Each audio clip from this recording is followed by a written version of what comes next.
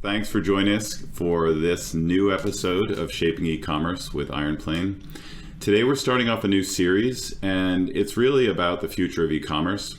And so I've tried to pull together some experts in the field who I think would be interested in sharing their points of view about e-commerce now and in the future. The goal of this is to present information to merchants who might be struggling to figure out what they should be doing in their digital business operations. Which e-commerce platform should they be considering? What type of architecture? So with these Q&A sessions, hopefully we'll be answering some of those questions. And today we're joined by Isaiah Bollinger from Trellis. Thank you for joining us today, Isaiah. If you could just give a quick intro about your background, that'd be great. Yeah, like you said, my name's Isaiah, and I'm the founder of Trellis. So we've been around for over 10 years now, doing e-commerce implementations, but really now we're more full service. So we've kind of evolved to be more of a strategic partner for our clients with e-commerce. And we focus at this point now mostly on Shopify, BigCommerce, Magento, and we're doing actually quite a bit with Headless, which is kind of like a new buzzword. So those are kind of like the four technologies we spend most of our time on, but we also work with a ton of other tech partners like Celigo is like an integration solution. Yotpo does reviews, Klaviyo for email. So we've gotten pretty full service. So we're dealing with kind of like a pretty wide variety, but it generally centralizes around something like a Shopify or BigCommerce, one of those kind of platforms. Perfect. So you'll see why when we go through these questions, it's perfect to have you on. You're in a really good position to provide some insights here. The first question is really just pretty broad brushstrokes here. It's, what do you think we're looking at in the next 5 to 10 years for e-commerce? I mean, you mentioned some of the platforms already. You mentioned Headless, but in considering kind of merchants who are thinking about their next move, where do you see e-commerce heading in the next 5 to 10 years? Yeah, that's a great question. In regards to Headless, since you mentioned it, I think that the larger companies will move in that direction, or probably the more mature companies. So I think the more mature companies will see the value of Headless, gives you more flexibility, allows you to tie in lots of different systems on the back end while having one user experience on the front end. So I don't think Headless is quite there for everybody, and I think it's going to take a while. Maybe at some point everybody will go in that direction based on kind of new technology and things like that. But I do think in the next 5 to 10 years, you're going to see quite a few of the larger, more, not necessarily larger, but like either larger or more mature. I make that distinction because sometimes a large company is not mature with e-commerce, so it's actually a bad idea for them to go with Headless. But oftentimes they have the budget and the complexity, so it makes sense. And when you say mature, to me, what that means is actually that they're willing to put the resources there. They're willing to invest the financial backing of that e-commerce initiative. Yeah, or another good example is like they might be a relatively small business, it's like a $20 million business, but they've been doing e-commerce for 10 years.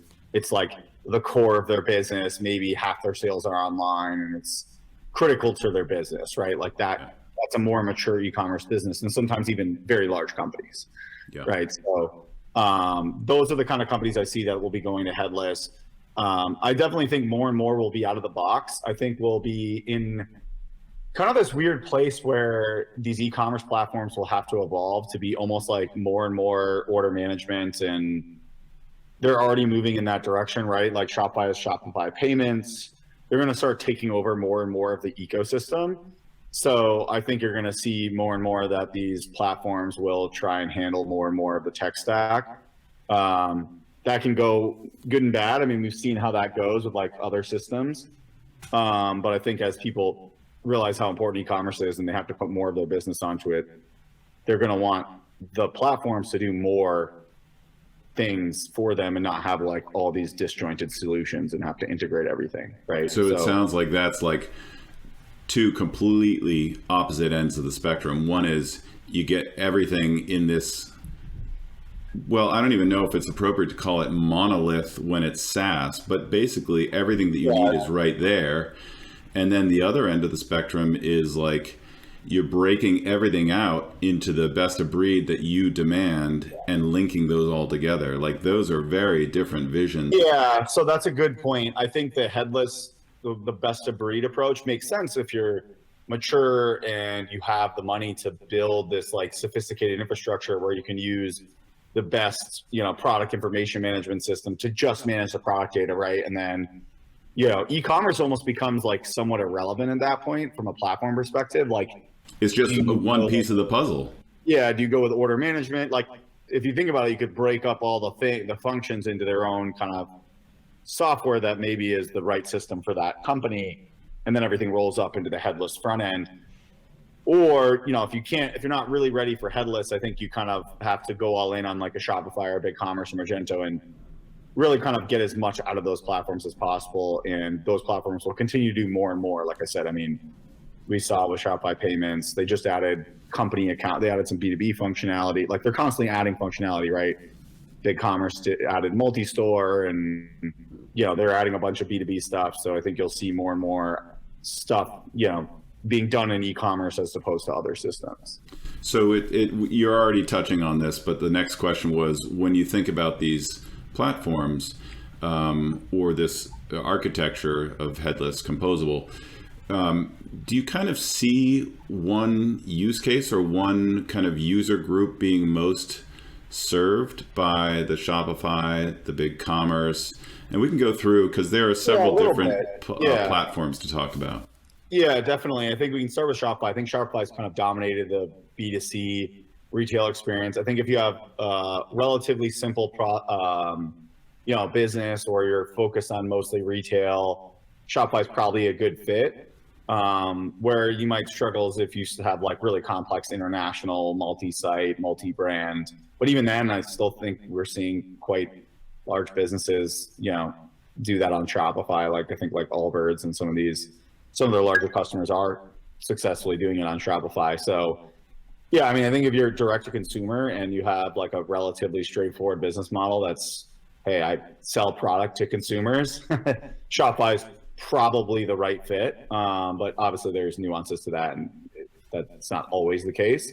Yep. I think then you kind of go one level up is like BigCommerce, where if you have more complexity, let's say checkout complexity or large volume of buy online, pick up in store, which can create checkout complexity, or this complex multi-store because they launched the native multi-store, or B2B functionality. BigCommerce is definitely, I think, kind of the step up in terms of like a little more enterprise, as well as like B2B and just more complex use cases.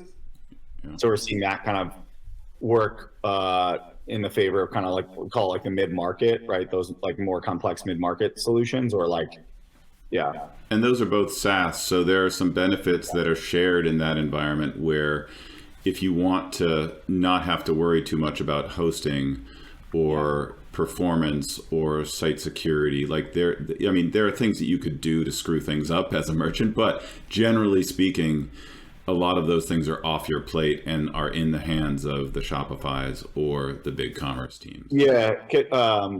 I don't want to derail this because I know we have a lot to get to, but I want to go back to that point because there's a lot that I think that's actually a challenge for agencies, because in some ways it can be so successful, but then it's like, well, why do I need to like pay for it? Totally. So let's come back to that because I want to go through other things, but yeah, I mean, then you kind of have like the Magentos and the Salesforce Commerce Clouds. And I think, they're still kind of, well, I shouldn't say they're still, I think Magento is becoming more of a niche product in that because Shopify and BigCommerce can handle a wider use case, it doesn't really make sense to go with Magento unless you really benefit from this open source, flexible ecosystem. Like you really have to justify that because you're going to have to spend a lot more money on, like you said, hosting, security, patches, updates. Just the overall development overhead is going to be quite a bit higher.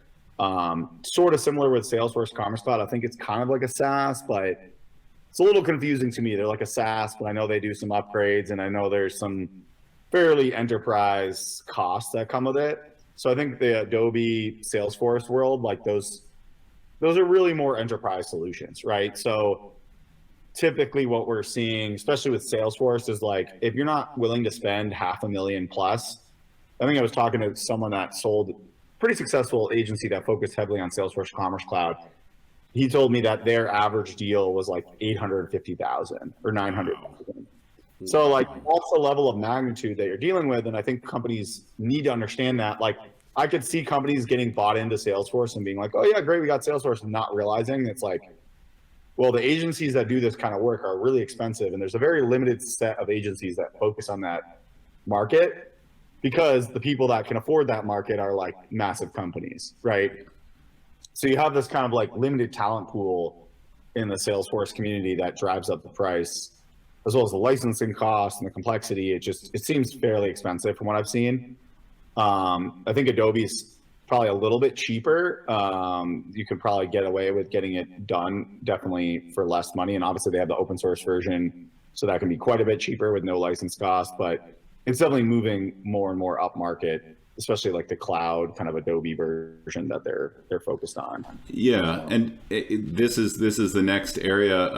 If you would like to talk about your own impressions of what's going on with Adobe, because that's one of the areas that we focus on is working with Magento open source and Adobe Commerce.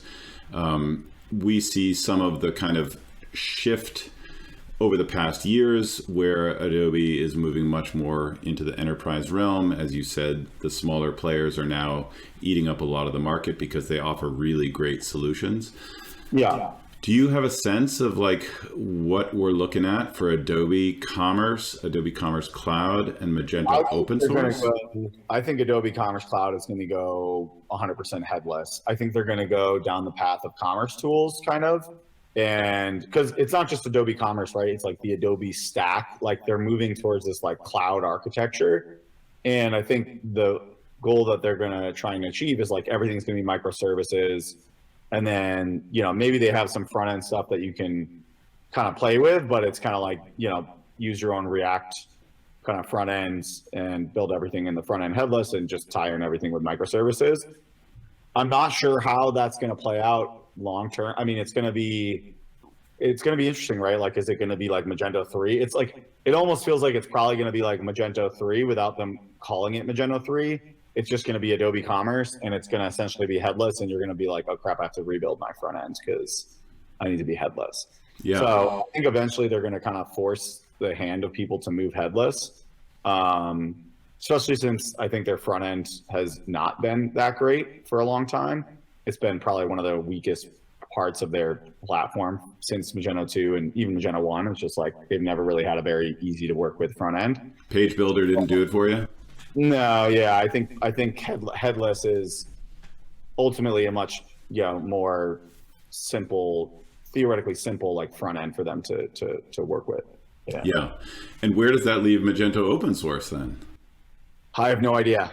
I think there'll be people using it. I mean, there's still people on Magento 1. We just launched a site from someone on Magento 1, a month ago, right? Like that they finally got off Magento 1. So, I mean, Magento 1 was end of life like years ago, and there's still people on it. I think there'll be people on Magento open source for probably another decade, right? But it'll just, like I said, I think it'll become a smaller community. A lot of that community, I think, will move to Shopify and BigCommerce. Or they'll move to Adobe Commerce and kind of upgrade that way. And then maybe there's the very small handful of folks that somehow can afford Salesforce Commerce Cloud or Commerce Tools. We didn't talk about Commerce Tools, but what I've seen from Commerce Tools is probably a little bit more innovative like than Adobe and Salesforce, but also seems very expensive. And I know they're trying to come down market, but I haven't quite seen anything that resembles down market to me. So it's really going to be interesting. It feels like there's this space in the middle where you can't necessarily fit into the box of Shopify or BigCommerce, and maybe BigCommerce fills this. I actually think BigCommerce is going to be the one that fills that gap. Okay, yeah. I think that they're doing the best job in filling that gap. They've got open checkout. They, like I said, they launched multi-store. They bought Quote Ninja and Bundle B2Bs to like basically bring in more B2B inherently into the platform. They are recently started beta-ing Staging Pro, so like basically like a full staging solution It's just one of the limitations you kind of have with SaaS. That's like, totally, that's great to hear. So they're moving in that direction. They're doing well with Headless as well. So they have some, like they're definitely doing, I think, all the right things. They certainly still have their cons, just like any platform.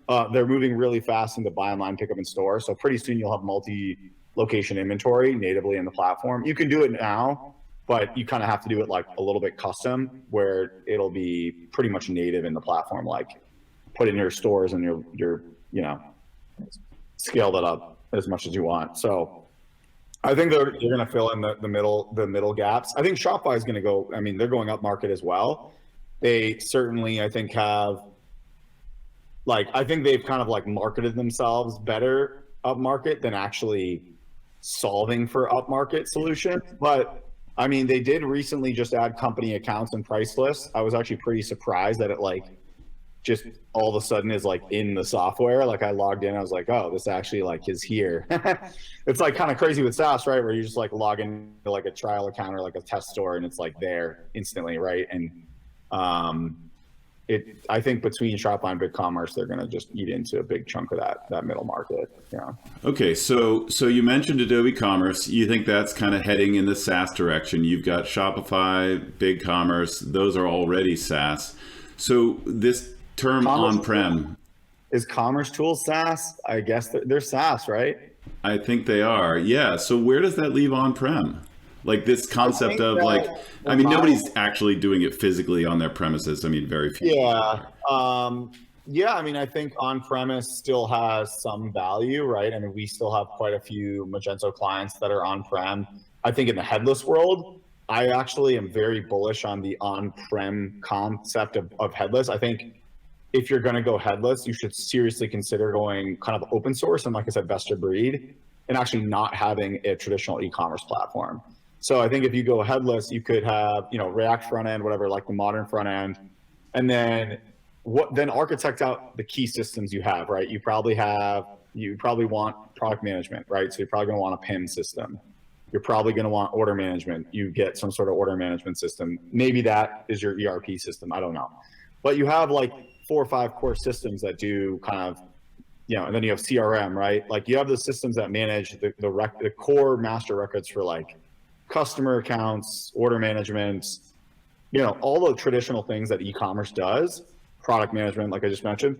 And then I think you just maybe fill in the gap with like an open source. We actually work with 2 Node.js packages. One's called Reaction Commerce, and then one's called Vendure.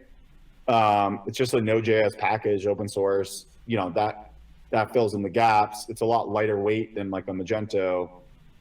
And you just fill in the gaps of whatever your kind of like other systems on the back ends maybe aren't best for. Yeah. That fills in maybe cart and checkout and just a couple little things when you really think about it. Maybe it's a promotions engine or something like that. But even that maybe could be run through your ERP or order management. I'm not sure. So yeah, I think that it depends, right? If you go headless, you have to seriously consider the kind of like best in breed architecture, which is very different thought process than like, okay, we're going to try and do like as much as possible in one of these existing e-commerce platforms. Yeah. And previously you would have all of those systems, but they would be synchronizing with your e-commerce, which also has some of those systems. Like you might have your CRM synchronizing with your customer data in your e-commerce platform. And instead of having 2 systems, then you have e-commerce doing solely the transactional processing that you need. Exactly. And you've got this centralized. So it cuts down a little bit on the redundancy and the need for... Well, we're already seeing that redundancy is a huge mess with companies. Like I bet you, give me like any mid-market company, and I do this all the time. Give me their tech stack and tell me how it all works together. It's a mess. No one's thought through the integrations. There's a lot of redundant systems. Oftentimes, if you actually did the proper integrations and really thought through what everything does, you could probably get rid of 30% of the software. Yeah. I've been joking around. I'm like, man, we need to stop being an e-commerce agency and just be like the outsourced CTO, because really like these companies need a massive digital overhaul, and they're like, oh, do e-commerce. But it's like, well, what is e-commerce? It's order management. It's ERP. Like we're already dealing with all their systems anyways. Right. Might as well think about how they should all work together in a smarter way. We're doing some of that, but I think there's kind of like this mistrust in the market. I don't know what it is, where they just kind of put us in the box of e-commerce and they don't really trust us to do that.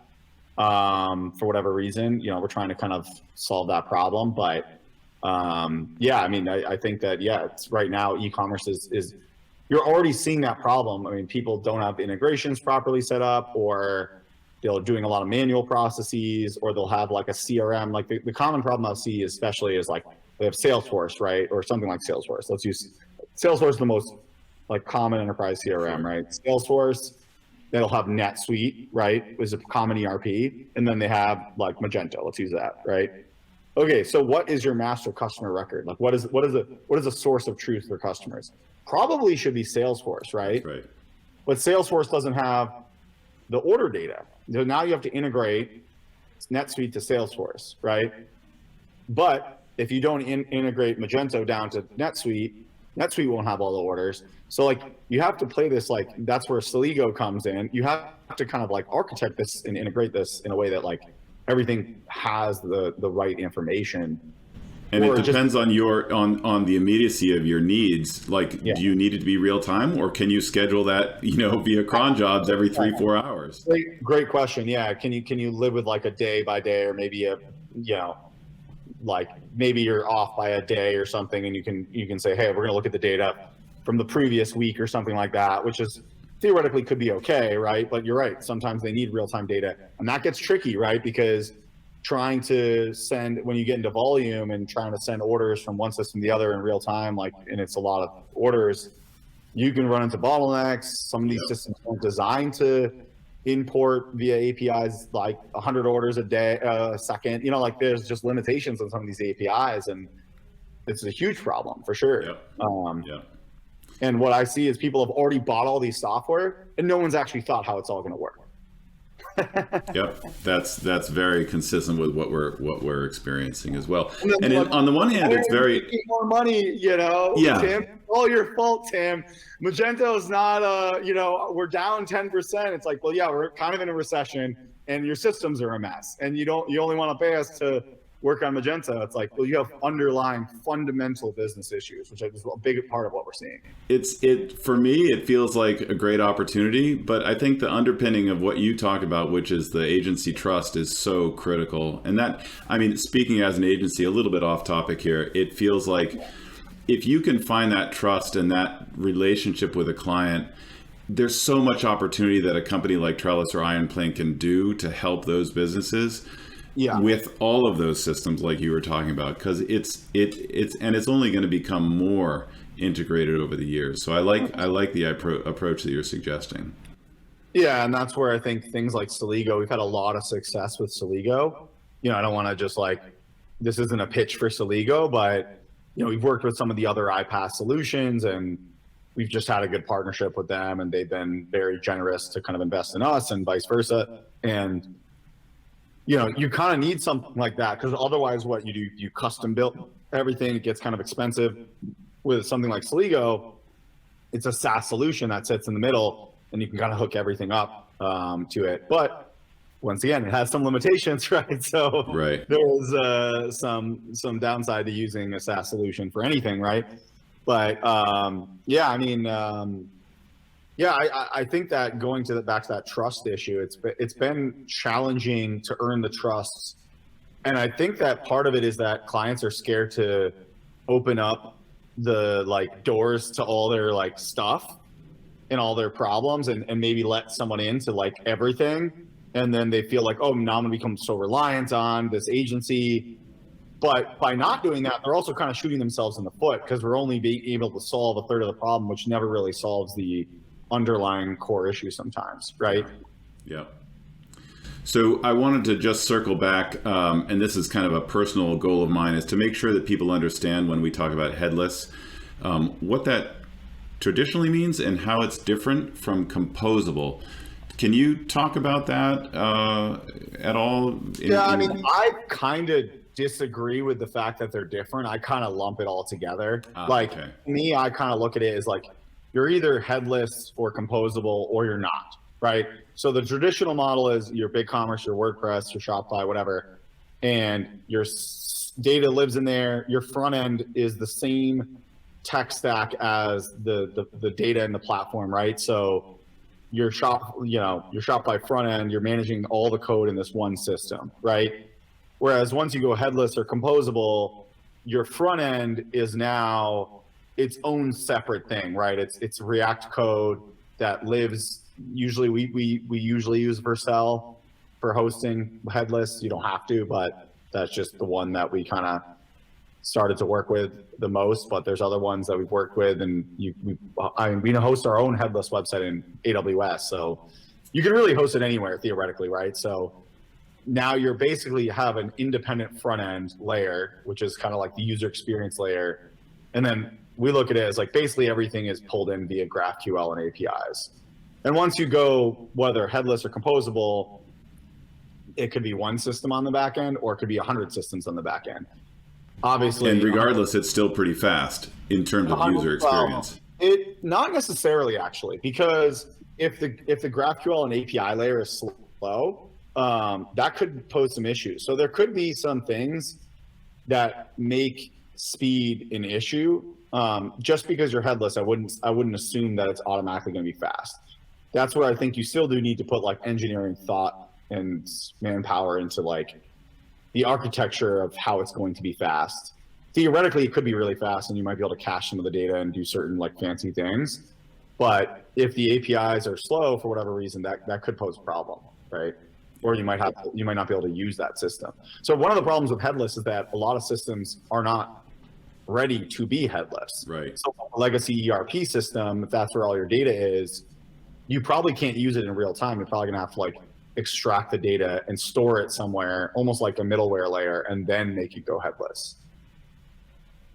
That was kind of my, it seems like right now it's not super clear that it's a comprehensive solution that replaces the monolith.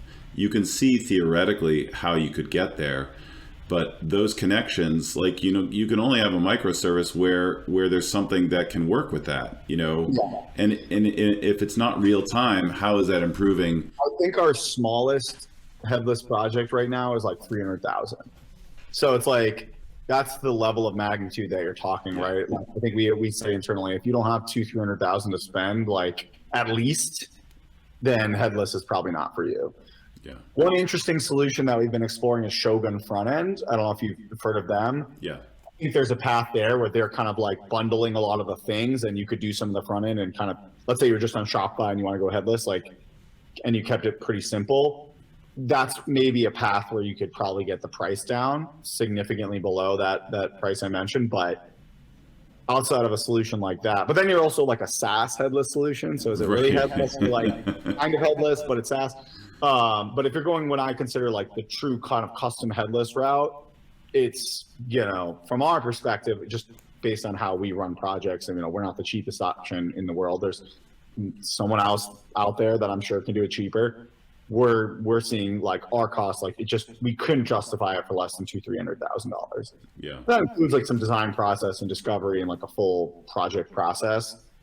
But, oftentimes it goes way up from there. We had one where it's like, I was actually kind of a little mad at our own team for going so far into the headless route because it was so complicated. They had it was like 100 multi-site, right? 100 sites. And I think that ultimately to solve their problems, they need to go headless. But like our ballpark pricing, we knew was going to be over $1 million, right? To do it right. Because it's like a custom headless solution. And it's one of those things where it's like, you should just tell them that in the first week. And they're probably like, all right, if you're not ready to spend $1 million, like, why are we even, we need to go back to the monolithic strategy, That's always a little bit of a question when you're trying to convince a company like this is a good solution for you to do, and but if it's there's a lot of work to kind of lay the groundwork for them to understand the value of that dollar figure. Like that's the challenge. 100%. Yeah. It's a big company, right? So it's not like crazy for a company that is this big, but not every big company is ready to, but like, it's just part of their company, right? It's not like they're necessarily their core business, so they just haven't maybe budgeted for that. And also, it could be a year-long project to do it well, right? So now you're talking $1 million or over $1 million over a year to do it well. So you're not going to get any ROI until year 2 or 3, which we're happy to be transparent about that, right? But it's like, that's why I always try and be very like, kind of almost aggressive in the sales process of being like, I think this is going to be hard. This is what I think it's going to be. I could be wrong. Like, if you're not ready for this, like, should we stop talking or go a different route? You know what I mean? Like, yep. Because most people come to us with these grandiose ideas, and it's like, well, how much money do you really have, and can you sustain the cost of this and invest in this over the next 3 years? And it's also usually just not a one and done. Like, it's not like you're done and you're, the money stops flowing. You got to maintain it. You got to optimize it. You got bugs, Yeah, definitely. Especially if you're not going back to the Shopify BigCommerce problem that we were talking about with agencies. The one problem we've run into with Shopify and BigCommerce is that if you do it well, and the company's, I'd say, complacent, because you do get a lot of complacent companies that just don't necessarily want to improve things that quickly, they can kind of leave it as be, right? You could have a Shopify or BigCommerce site that kind of is stagnant, it self-updates, you have a little bugs here and there. At that point, it's like, well, maybe you just need like a freelancer to fix bugs that come in. Because as an agency, it's like, we don't want to just be on call waiting for like the bug to come out. Right. We need some level of consistent work. So to that original point before, it's like, that is actually, and that's where we've been trying, because we see the market moving that direction and we think it's the right move for most clients, we've been trying to become, more and more full service. And we actually have, it's interesting, we have really strong capabilities in creative and marketing, but we're having a perception issue where like clients don't want to pay us for marketing. Even if I'm like 99% sure I can do it better than their current marketing, they're like, they see us as like developers, or they're scared to like kind of give us the marketing because it's like this weird perception issue that it's been hard to overcome because we're not the marketing agency by default. You know what I mean? Yeah. So it's a challenge. Yeah, that's it. But also the value there is that you probably already know their business better than any marketing agency does. 100%. Yeah, and you know their technology. We know their problems. We know the roadmap of like, hey, let's do a little bit of this. It's like, it's all holistic, right? You can't just throw ads at it. Like your ads might need to be coupled with, a promo that is run on the website, or maybe some new feature. Right. Like, there's things that can go hand in hand between the design and development and the marketing. We can do all that better than just this siloed marketing agency that doesn't understand the business or the fundamental issues that sometimes are impacted by back office, right? Maybe their shipping's too slow. We need to fix the shipping before we can run more ads, right? So 100%, we can definitely, I think, be a better strategic partner in that way, but it's still been a struggle. We actually are in the process of doing a minor brand refresh to kind of present ourselves a little more full service better. But so we're certainly the logo. I don't know if you changed the logo, but the Trellis concept of those interweaving things, that supports the idea. We're not changing the logo a whole lot. It's more the colors and the overall feel and tone, because we've been very development heavy as a business for a long time, and I think sometimes that comes across a little too strong with clients that maybe are leaning more into the other aspects of what we can do. Yeah. And one thing I find is that marketing agencies, I'll be honest, I'm going to bash on marketing agencies for a little bit right now. So I think that there's, kind of 3 kinds of marketing agencies. There's the huge ones, which is a lot of them, or the big ones, or the mid ones that are bought by big ones. Oftentimes they're all owned by, the big guys, right? Like, how it goes, right? I'm sure you see friends or friends of friends that got bought up, and it's like they pretend they're like Trellis, but really they're owned by like McCann Erickson or whatever. You know what I mean? Yeah. If you're a mid-sized, smaller customer, you're going to get their C team. Like, you're going to get a guy out of college. Like, we've seen accounts where it's like they haven't even like done anything useful in like 3 months on the AdWords or like the Facebook account, right? It's like, I don't think people realize that, like, unless you're like Coca-Cola, right, you're getting some pretty low-level service, and you're probably paying a lot. So you have those marketing agencies. Then you have kind of the mid-sized ones that I think are still probably doing well. But even then, I think they get in over their head sometimes. And I think that they can be really, really good. But I think sometimes they overpromise. Like, we saw one where they came in to do Salesforce Marketing Cloud. The client had bought into Salesforce Marketing Cloud, but it wasn't integrated with anything. And I got on the call with them. Once again, this is a good example of like, we're not the marketing agency because they see us as developers. Got on the call with them and I was like, so, okay, how do you guys plan to integrate? Like, this is like low on the priority list of this client to integrate, right? Like they had so many fundamental issues and the integration was far down on the list.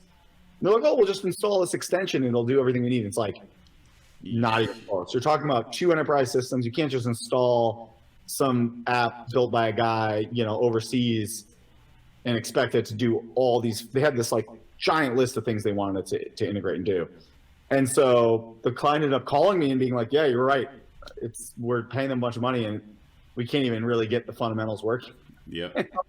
So I think there's some of that going on where these mid-market agencies, they're maybe a little more talented. You probably get some better talent because they're not, bloated like the big guys, but I think they're getting in over their head sometimes by trying to do too much. And then you have the small guys who are kind of hit or miss. They're probably really good at Facebook or really good at Google, but they're really not going to be able to do all the marketing well. And there's also some opportunities if they've got, even if it's in-house, if they've got some people who are particularly skilled in those areas, there may be a nice synergy between your team that can do both the technical and the digital marketing side of things paired with their support, whether it's a smaller agency or their in-house team.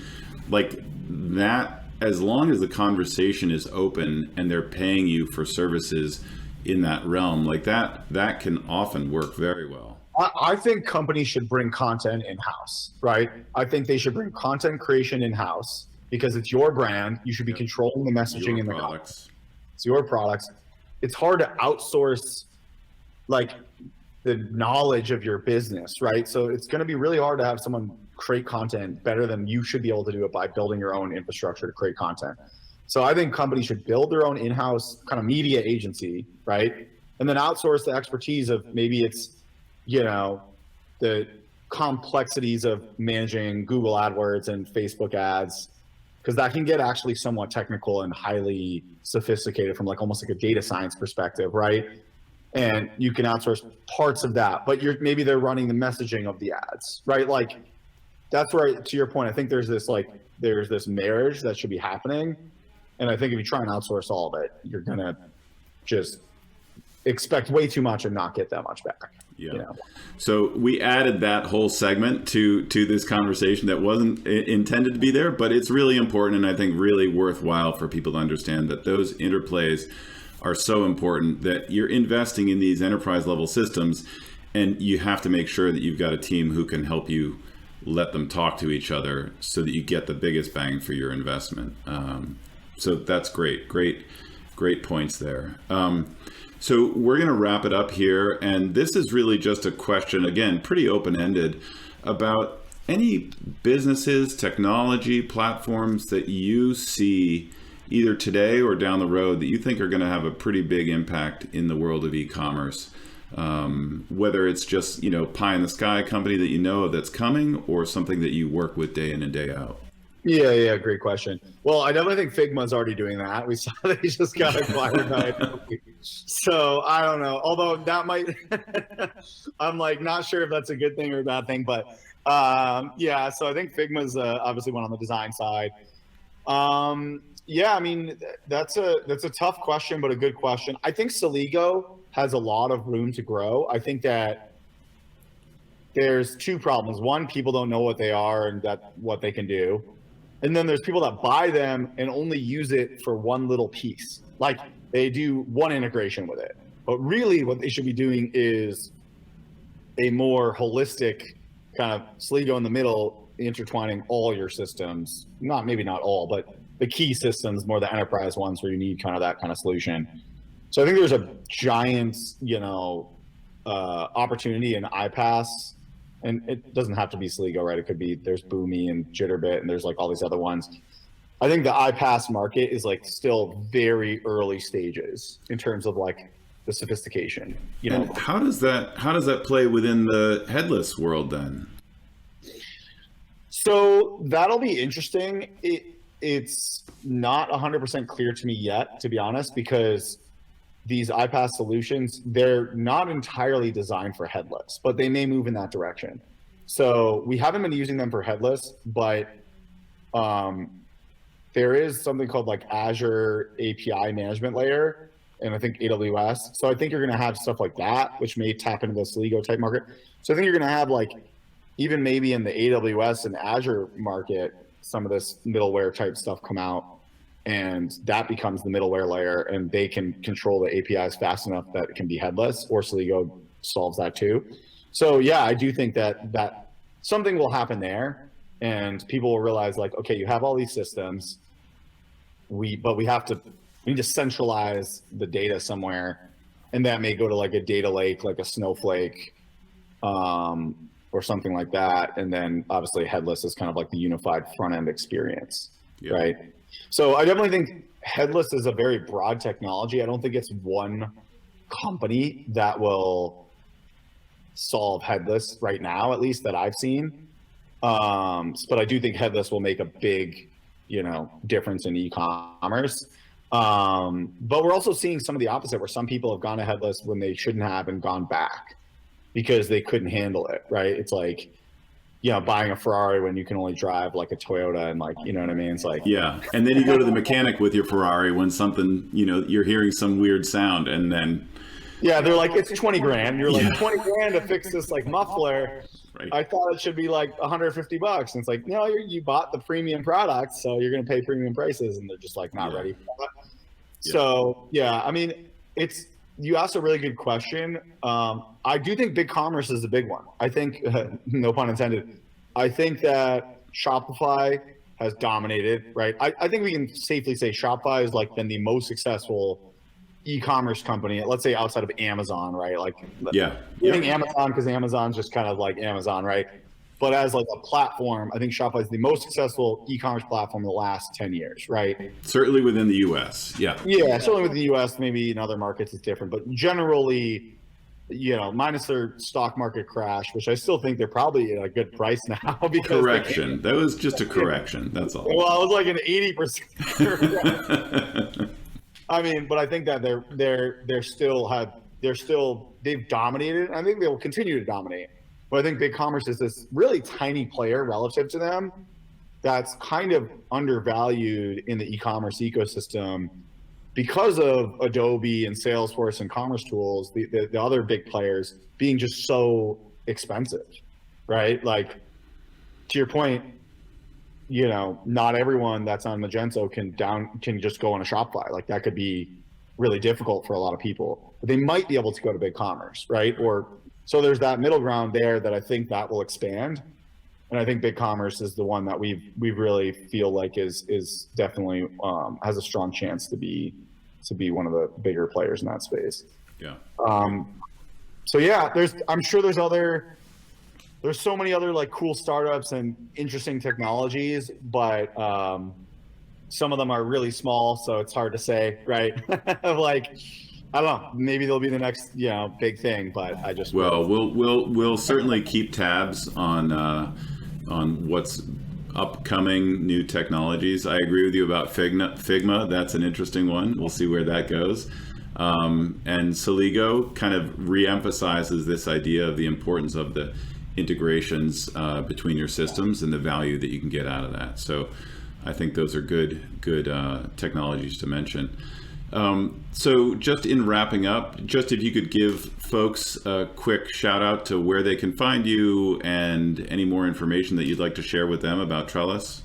Yeah, so our website's pretty simple. It's trellis.co, so not .com, it's just the word Trellis. .co, and I'm pretty heavily on LinkedIn. You can just search my name, Isaiah Bollinger. Same thing with Twitter. I pretty much try and stay focused on LinkedIn and Twitter. I've actually deleted a lot of my other social media because I found it just not very productive, and I already waste enough time in my life in certain ways. So I figured that was one way to reduce that. So yeah, I'm big on LinkedIn and Twitter, and obviously on our website, and definitely reach out. And like I said, I'm happy to be that kind of sounding board as the CTO mindset, and probably can come up with ways for you to reduce 30% of your software. That's Awesome. the trend I'm seeing is you look at people's software and you're like, do you really need all this stuff? Probably can cut down on 30%. Yep. Good.